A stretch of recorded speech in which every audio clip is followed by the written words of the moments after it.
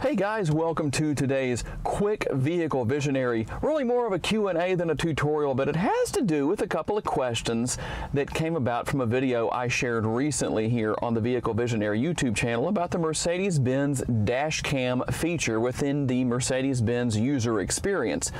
And the questions were this. Number one, if you set the Dachcam up to record as you're driving, when you go somewhere and you turn the ignition off and then you restart the vehicle again, do you have to re-enable the Dachcam, or does it automatically keep recording?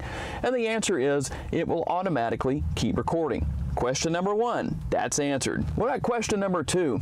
As far as when the vehicle is bumped or somebody touches the vehicle, whatever the case may be, does it matter where that happens? Basically, if they do it on the side, if they do it on the front, if they do it on the rear, will the recording begin? It doesn't matter where they touch the vehicle. If something happens, whether somebody bumps it with a vehicle or they scratch it with a key or something like that, it doesn't matter where they do it. It's going to go ahead and start recording regardless of where that takes place.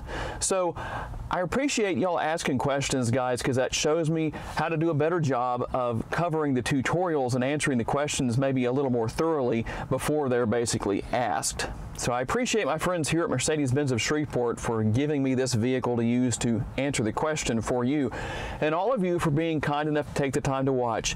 Tell me what kind of tutorials or just what vehicles you want to see me feature here on the Vehicle Visionary YouTube channel, and I will do everything I can to make that happen for you. I appreciate all of you. Have a great day.